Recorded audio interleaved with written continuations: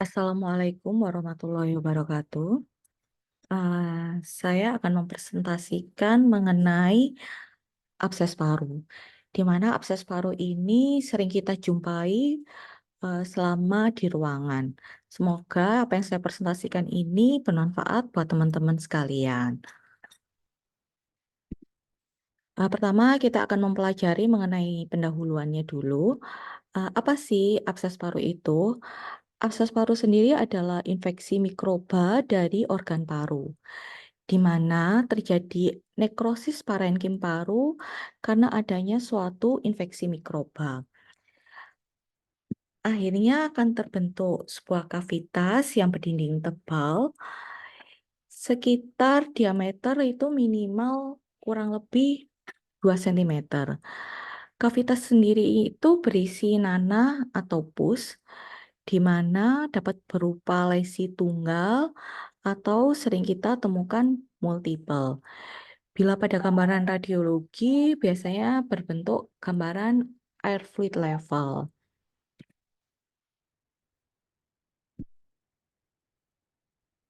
Eh, apa sih penyebabnya abses paru itu? Secara etiologi, banyak sekali penyebabnya, bisa berupa bakteri biogenik, terutama bakteri anaerob. Sekitar ditemukan kurang lebih 60-80%.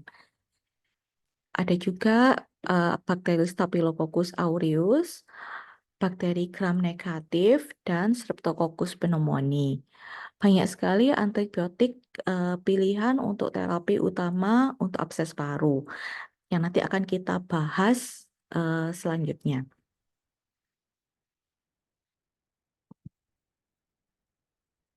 Kita masuk melalui tinjauan pustakanya.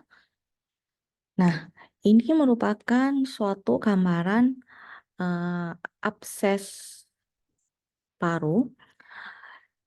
Abses paru sendiri itu eh, terdapat klasifikasinya, yaitu ada yang berdasarkan durasi penyakit. Durasi penyakit ini bisa terjadi secara akut maupun kronis.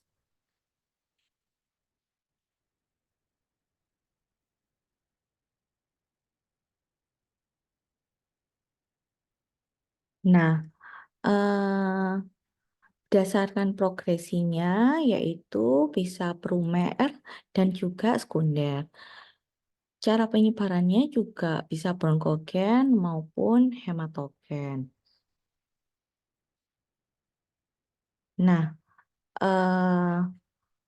apa sih yang membedakan gimana akut atau kronis dalam segi waktu?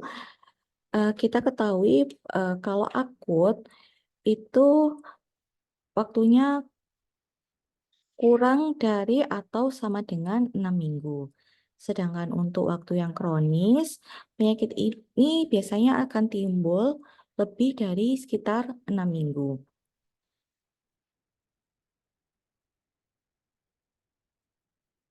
Untuk primer dan sekunder, kalau pada primer itu jika tidak ada lesi paru yang mendasari atau yang terjadi pada individu yang sebelumnya itu sehat. Jadi tiba-tiba pasien terkena abses paru pada individu yang sehat. Sedangkan pada sekunder biasanya pada individu yang sebelumnya sudah terkena penyakit paru.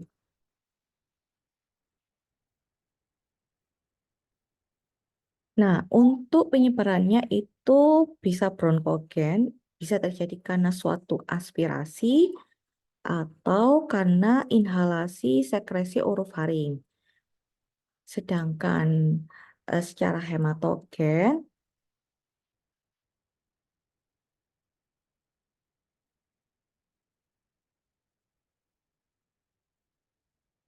dan untuk secara bronkogen ini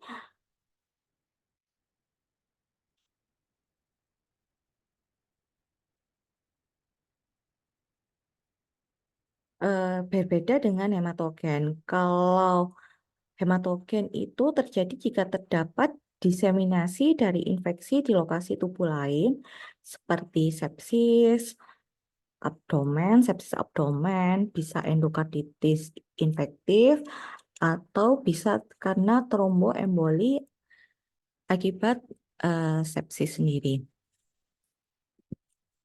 Nah, berikut adalah gambaran histopatologi abses paru. Nah, abses paru ini digunakan dengan preparat hematosin eusin dengan pembesaran kali 100. Berikut ada gambaran nomor 2 dan juga gambaran nomor 3.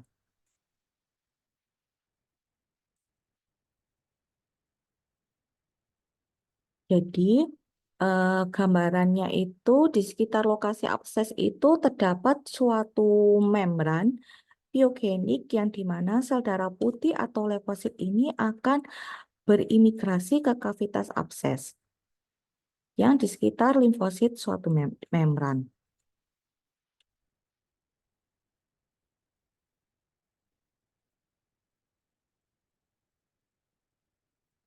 Berikut adalah perbedaan abses paru secara bronkogenik dan hematogenik, di mana paling sering adalah ditemukan pada pasien itu 55% akibat bronkogenik daripada hematogenik yang ditemukan hanya 9% saja.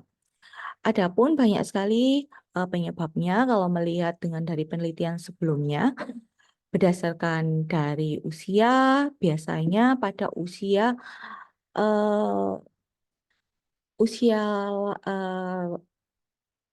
tua, yaitu di atas 40 tahun, di mana ditemukan 48%, sekitar 44 sampai 60 tahun. Ya, karena tadi paling sering penyebabnya adalah pneumonia aspirasi.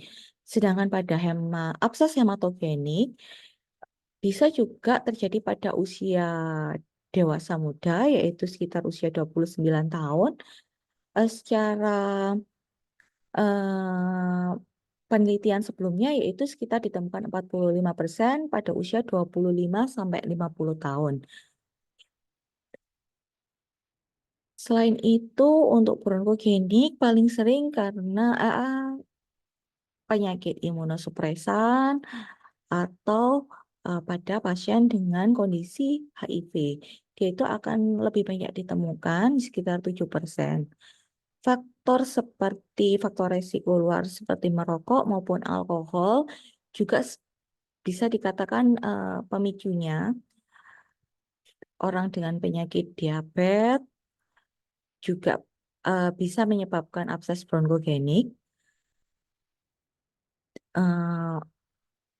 Kita paling sering ditemukan pada penyakit paru, yaitu contohnya pada emfisema, di mana bronkogenik lebih ditemukan sekitar 44% daripada pada abses hematogenik. Kita lihat di abses hematogenik pada pasien emfisema hampir tidak diketemukan, di mana tingkat kesalahannya sekitar 0,05. Lokasinya dari penelitian sebelumnya paling sering ditemukan di lobus kanan bawah pada abses bronkogenik. Pada abses hematogenik, kalau kita lihat, walaupun ini berbeda, saya rasa tidak terlalu jauh. Lokasi lobus multiple, jadi bisa di 2 tempat lobus, abses hematogenik lebih banyak sekitar 5%, hanya selisih 2% dari abses bronkogenik. Diameter absesnya kita ketahui tadi lebih dari 20 meter, di mana abses bronkogenik sekitar 59,8%, paling banyak ditemukan sekitar diameter 27,5 cm.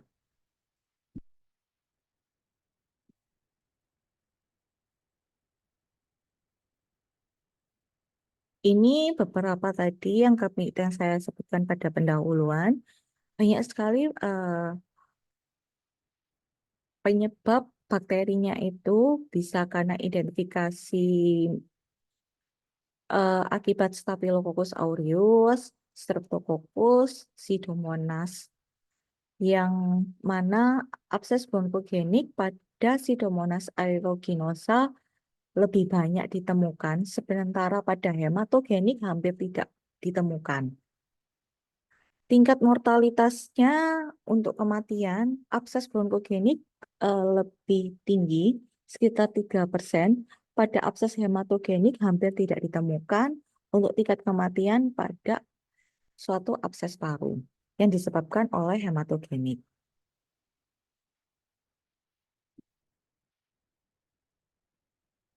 Kita masuk mengenai dari etiologi dan patofisiologi sendiri, di mana abses paru ini di zaman belum dikenal sebuah antibiotik. Abses paru itu adalah suatu jenis bakteri di mana hampir sebagian abses paru itu yang disebabkan oleh flora polimikroba. Lebih dari 90% abses paru biasanya oleh bakteri anaerob, eh, kemudian bakteri Streptococcus.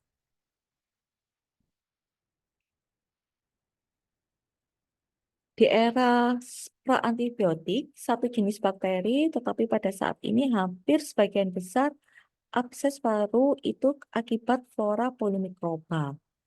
Lebih dari 90% abses paru tadi bakteri anaerob dan Streptococcus, di mana biasanya terjadi karena tadi proses aspirasi.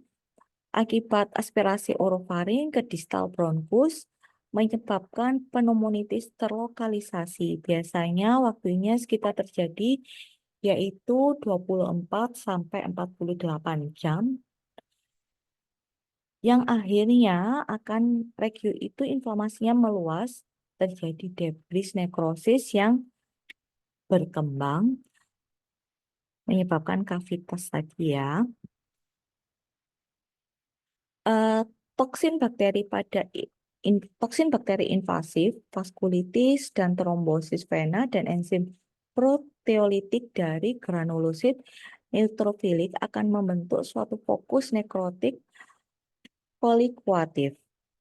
Jaringan paru yang terinfeksi dekat dengan pleura visceral akan terbentuk sebuah pneumotoraks atau emphysema pleura. Terapi yang adekuat dan status imun pasien yang baik akan menyebabkan reaksi inflamasi yang kronis, akan membatasi proses suatu infeksi tersebut.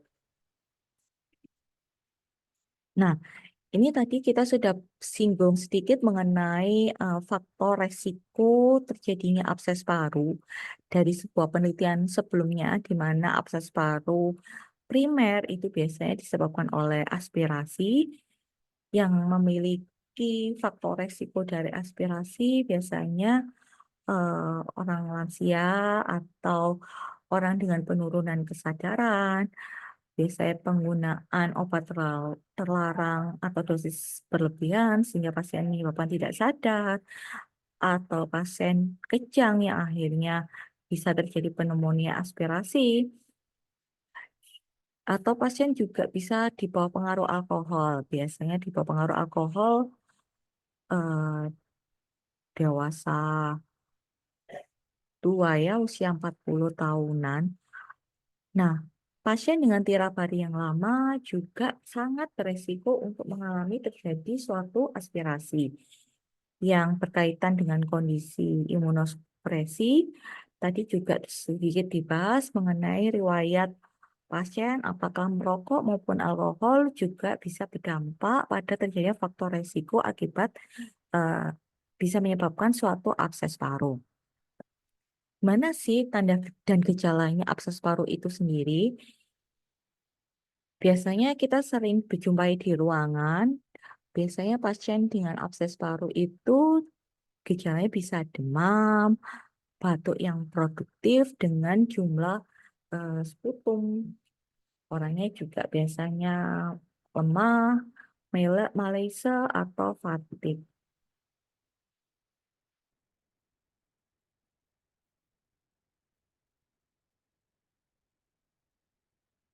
Nah, gejala-gejala ini itu nggak bisa hanya terjadi sehari, 2 hari langsung terjadi abses paru. Biasanya butuh waktu berhari-hari hingga berminggu-minggu, biasanya kurang lebih terjadi selama 2 minggu. Pasien yang tampak seperti kita sering jumpai awalnya pneumonia yang tidak sembuh-sembuh atau infeksi yang terjadi secara kronis, terus penurunan berat badan. Yang paling khas dari suatu abses paru yaitu seputumnya itu berbau busuk akibat tadi oleh bakteri anaerob. Bisa terjadi juga plurisi dan juga hemoptisis.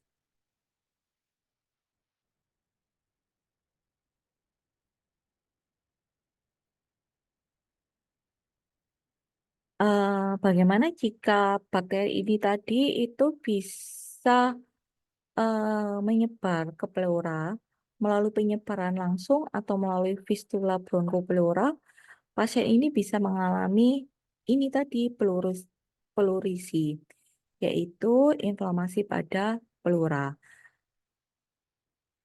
Atau gejala yang lain juga bisa mengalami nyeri pada dada, pleuritik.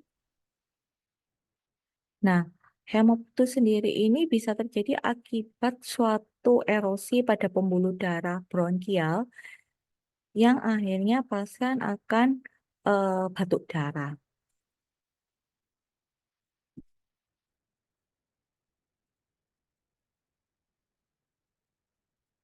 Berikut adalah gejala dan lokasi dari penelitian sebelumnya yang sering dikeluhkan pasien. Di antaranya biasanya demam, batuk sputum, nyeri dada, sputum berdarah, anoreksia, Malaysia, penurunan berat badan, atau juga asimptomatik tanpa gejala. Lokasi yang paling sering ditemukan dalam radiologi seperti yang tadi saya sempat bahas di lobus atas kanan, itu paling sering sekitar 72%, lobus media kanan, lobus bawah kanan, lobus atas kiri, lobus bawah kiri, lobus multiple kanan, multiple kiri, dan bilateral. Semua ini bisa terjadi di berbagai tempat, tapi paling sering di lobus atas kanan.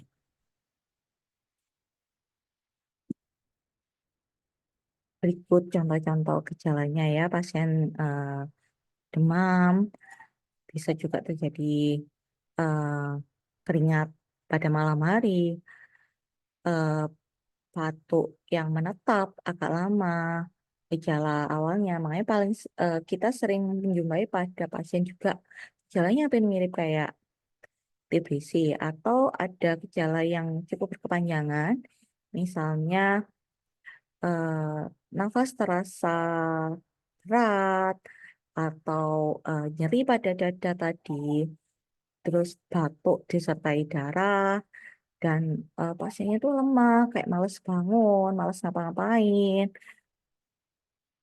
Itu adalah gejala-gejalanya.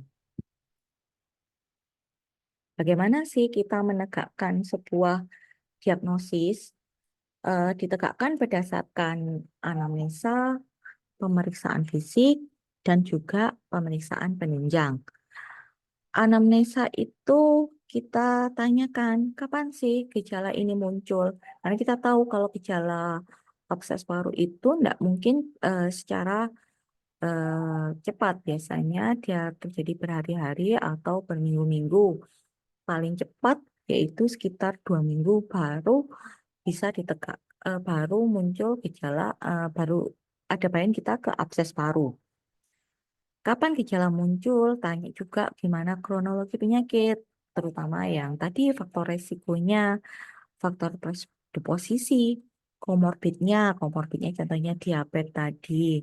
Pada pemeriksaan fisik kita periksa demam, suhunya, respirasinya meningkat atau tidak, dalam dari perfusi, peningkatan fremitus, krekless saat inspirasi, dan suara bronkovesikuler saat auskultasi.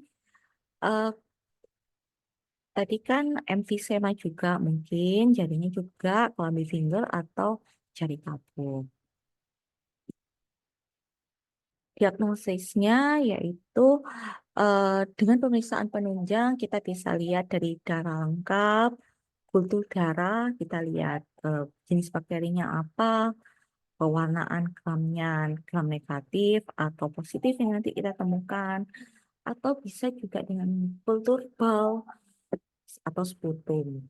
Kalau penunjang radiologis, biasanya paling sering kalau CXL kurang yakin bisa tegakkan tahap selanjutnya dengan CT scan toraks. Di mana 75% akses paru itu tadi kita eh, bahas lokasi berada di segmen posterior lobus atas paru atau lobus kanan paru tadi, segmen atas lobus bawah kedua paru. Dengan kita bisa dengan bronkoskopi, misalnya tadi untuk mengambil pemeriksaan mikroba dan cari informasi mengenai apakah ada penyebab eh, intrabronkial. Nah, berikut adalah gambaran mengenai akses paru. Nah, dia itu berdinding tebal sekitar 2 cm, kavitas, biasanya ada air fluid level juga.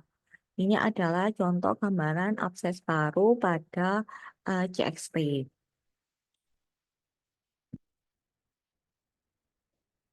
Nah, tadi juga disebutkan bisa juga dengan CT scan abses paru. Bila kurang yakin dengan eh, CXR, biasanya kita tegakkan dengan CT scan. Berikut adalah contoh gambaran pada abses paru.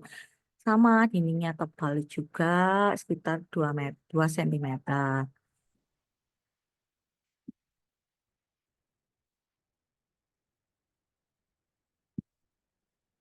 Nah, bagaimana untuk terapinya? Terapinya itu ada dua hal, yaitu bisa secara farmakologis dan juga secara non-farmakologis.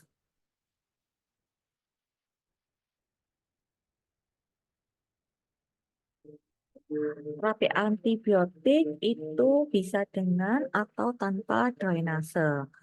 Ini merupakan terapi standar untuk abses paru.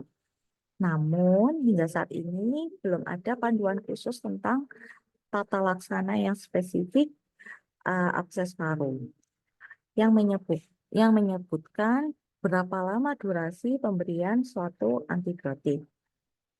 Beberapa studi menyebutkan pemberian antibiotik itu berkisar selama kurang lebih 3 sampai 20 minggu hingga akses paru benar-benar sembuh atau secara terapi farmakologis.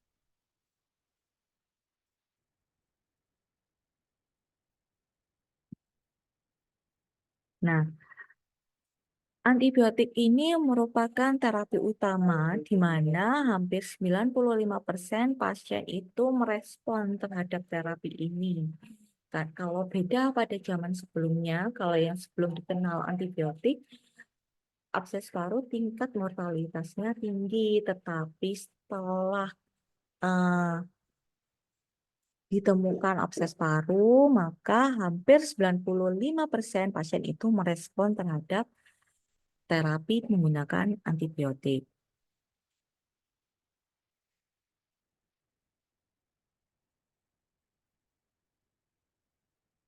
Eh,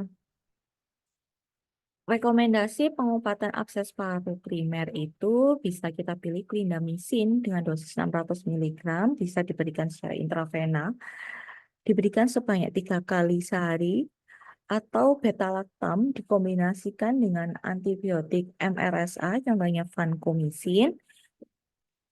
Biasanya paling sering yaitu antibiotik golongan penisilin atau ampicillin sulbactam sebanyak 3%, 3 gram maksudnya, diberikan secara intravena tiap 6 sampai 8 jam.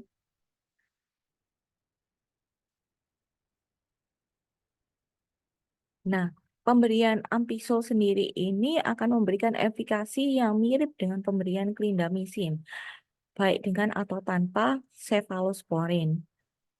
untuk kejadian aspirasi signifikan yang kemudian mengakibatkan terjadinya infeksi bakteri atau abses paru.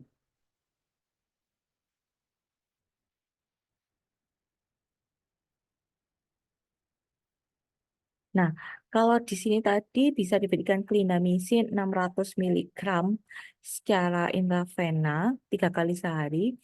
Jika terdapat pemulihan yang lebih cepat, bisa dosisnya itu diturunkan. Bisa diberikan perbaikan kondisi klinis, dapat diberikan dosis sebesar 300 mg, dapat diberikan secara oral kurang lebih 4 kali sehari. Fluoroquinolone yang berikutnya yaitu fluoroquinolone. Contohnya bisa moxifloxacin apabila pasien ada gangguan ginjal, mungkin pilihannya bisa moxifloxacin atau tidak ada tidak ada gangguan fungsi ginjal bisa dapat diberikan levofloxacin.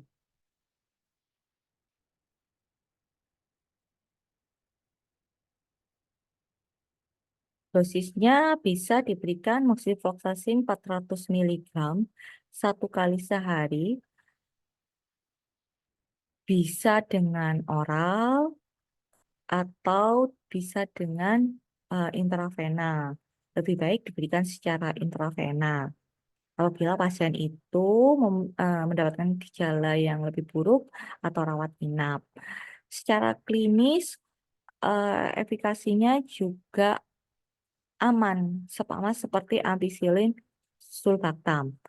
Untuk carbapenem bisa termasuk ertapenem diberikan 1 gram yang diberikan secara intravena tiap 24 jam, di mana yang lain contohnya imipenem, cilastin, cilastatin dapat diberikan pada dosis sebesar 500 sampai 1000 mg secara IV tiap 6 jam, sedangkan meropenem yang biasanya kita sering gunakan apabila yang lainnya sudah mentok nggak kena, itu kita bisa memberikan dosis 1000 mg secara intravena diberikan tiap 8 jam.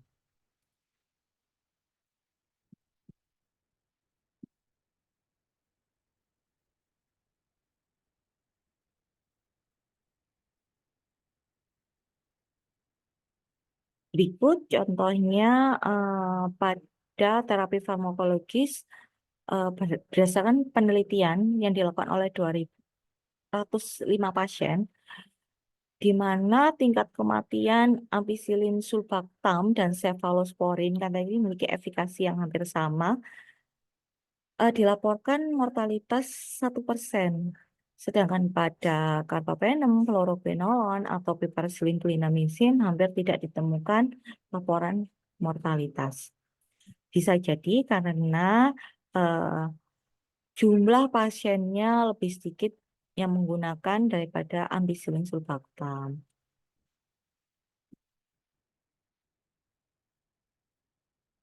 Eh, Tadi untuk terapi, eh, met- kita tahu kita sering menggunakan tambahan karena tadi bisa menyebabkan di antaranya penyebabnya bisa kuman anaerob.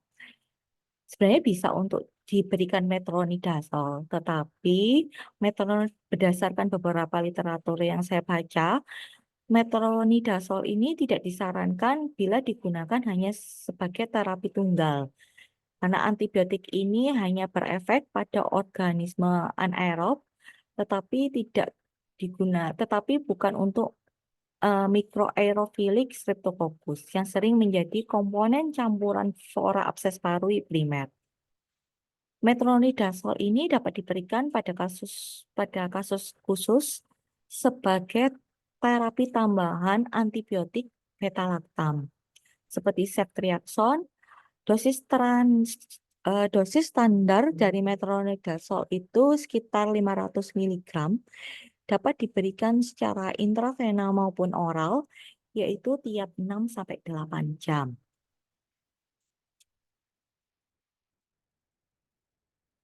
prognosis.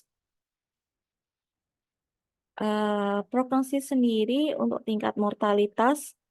Nah, ini setelah diketemuin oleh antibiotik, itu tingkat mortalitasnya jauh lebih berkurang, yaitu sekitar 1% hingga 20%. Beda sama sebelum ditemukan antibiotik bisa melebihi dari 20%. Faktor yang mempengaruhi prognosis yaitu kita tahu sendiri, eh, faktor resiko komorbid. Semakin banyak faktor resikonya, semakin banyak komorbidnya, maka prognosisnya juga semakin buruk. Tapi kalau komorbid dan faktor resikonya semakin sedikit, ya prognosisnya semakin baik. Prognosis bisa seperti contohnya neoplasma, eh, faktor predisposisinya ya, contohnya neoplasma, pneumonia, penurunan kesadaran, anemia, lanjut usia, dan pasien-pasien yang mengalami malnutrisi. Etiologinya, penyebabnya bisa karena Pseudomonas aeruginosa, tadi sudah sedikit saya bahas, Staphylococcus aureus, Klebsiella pneumoniae yang berkaitan dengan prognosis yang lebih buruk. Ini beberapa bakteri yang prognosisnya lebih buruk ditemukan pada bakteri-bakteri tersebut.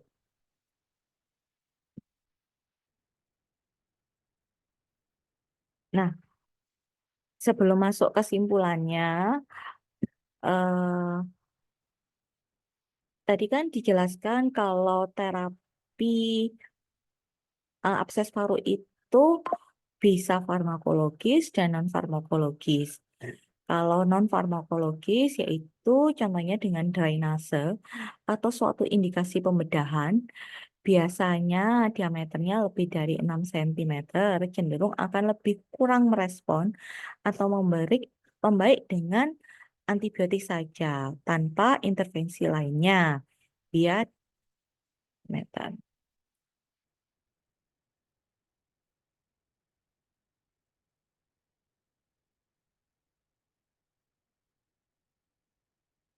Dan pilihan untuk dilakukan drainase biasanya dengan atau tanpa drainase ada jika kavitas abses paru itu berdiameter ukuran lebih dari 6 cm. Atau bisa dengan pasien yang diobati dengan berbagai macam antibiotik tidak kunjung sembuh, yang malah ditemukan ternyata organisme itu resisten terhadap antibiotik. Adanya neoplasma yang mengobstruksi dan timbulnya gejala eh, hemoptu yang masif, adanya fistula bronkopleura dengan atau tanpa adanya emfisema, atau adanya nekrosis yang ekstensif, maka drainase perkutan juga sebagai pilihan utama bila terapi farmakologis tidak bisa teratasi. Untuk kesimpulannya, abses paru sendiri itu merupakan infeksi paru yang disebabkan oleh bakteri anaerob maupun aerob. Biasanya paling sering itu anaerob. Antibiotik itu merupakan pilihan terapi utama yang harus digunakan secara rasional. Nanti berdasarkan hasil kultur, bakterinya ditemukan apa, dan apa antibiotik. Jadi nggak semuanya ujuk-ujuk langsung non farmakologis. Jadi kalau antibiotik tetap menjadi pilihan utama. Apabila pasien itu resisten terhadap suatu antibiotik atau diameter lebih dari 6 cm, kita bisa untuk mempertimbangkan non-farmakologis yaitu drainase atau pembedahan. Prognosis buruk bila seperti tadi kalau status imunitas atau komorbidnya eh,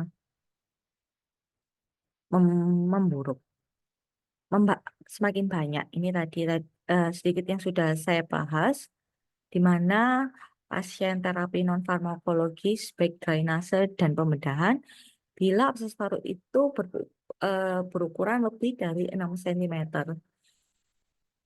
dan cenderung kurang merespon terhadap pemberian antibiotik saja, maka perlu terapi tambahan berupa intervensi bedah atau drainase abses, di mana dilakukan sebuah studi di 14% pasien, hanya 3% pasien yang membutuhkan pembedahan terhadap terapi akses paru, teknik drainase perkutan maupun bisa versus endoskopi.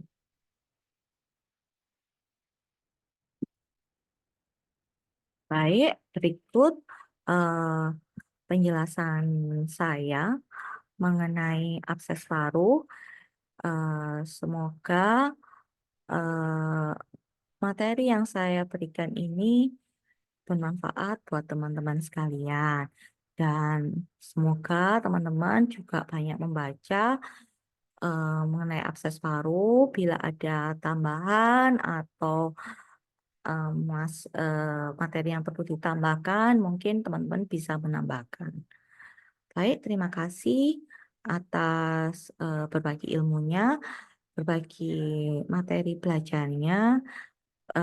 Saya akhiri presentasi saya. Assalamualaikum warahmatullahi wabarakatuh.